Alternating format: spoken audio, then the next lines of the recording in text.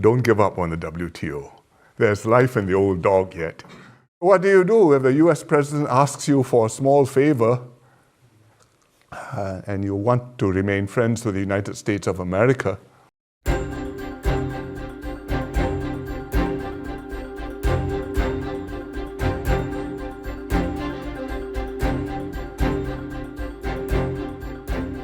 In the last 10 years, the world has changed a great deal, and the multilateral global order, led, guided, shepherded by the United States, has come a long way towards unraveling, as China has grown stronger and contradictions have emerged in their relations.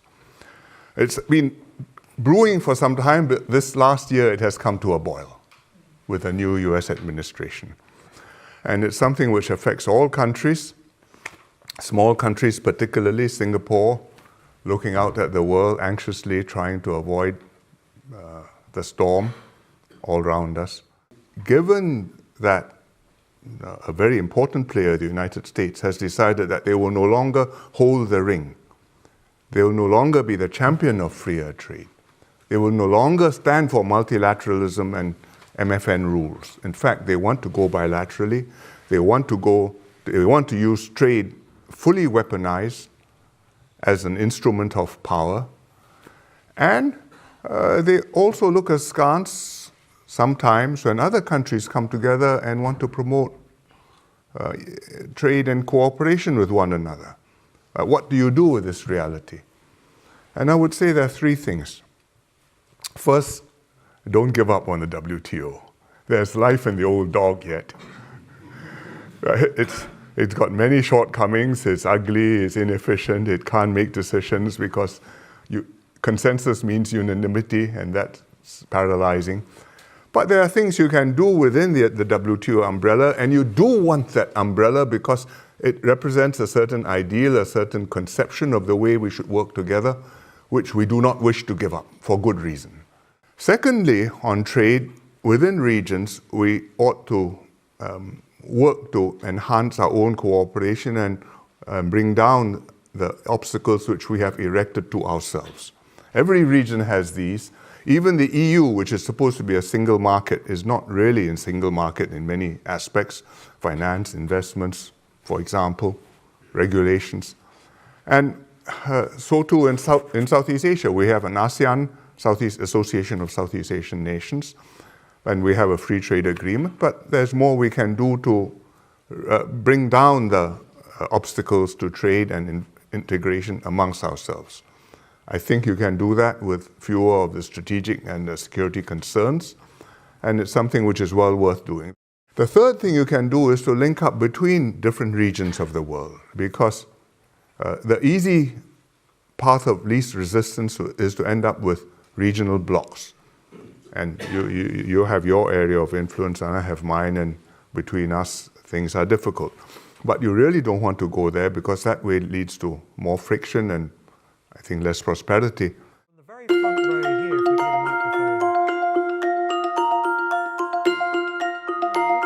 Considering now that we're moving into new generations of leadership and also a new fragmented world order. I don't see the US being able to say, I pay no interest in the region. I mean, it is important.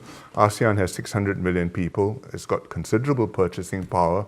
The middle classes are rising in Indonesia, in Thailand, Malaysia, Singapore, Vietnam, even the Philippines. There are troubled spots like Myanmar, but it's a significant economic entity taken as a whole. And therefore, if the US is present and the Chinese continue to develop, and there will be investments. They may have Belt and Road projects. They may invest in ports. We hope that there will continue to be American investments, European, UK investments, and continuing links in all these different directions, and therefore a region which is open. Large overcapacity, but where it may be leading in introduction aspect of it. How does China fit into the system? I think the answer is somehow or other China does want to fit into the system, because from their perspective, they are not wanting to go and to wreck the WTO system. They have benefited from this. But the rules-based order, in which one participant is a lot bigger than the others, calls for forbearance and restraint and certain self-enlightened magnanimity, which doesn't come naturally to any great power. And even powers which have done it for a long time sometimes relapse. And yet you do want to bring the Chinese into this ink blot of a rules-based trading system, because if you keep them out, then you've taken the two biggest pieces off, and you're playing chess without the king and the queen. Which is still roaming around the board on its own. That's very difficult. In Singapore. Singapore, of course, stands out for... You don't want to escalate matters unnecessarily and just add fuel to the fire, but neither can you compromise if there's fundamental interest at stake. If it's a matter of face and some face saving is necessary, well, maybe we can do something. And I don't know if you will remember Michael Fay. This is from a previous generation, but he was an American teenager. He was charged in court and he was sentenced to some jail term and 6 strokes of the cane. And it became a cause célèbre. Bill Clinton was the president. I was not yet prime minister. My predecessor was.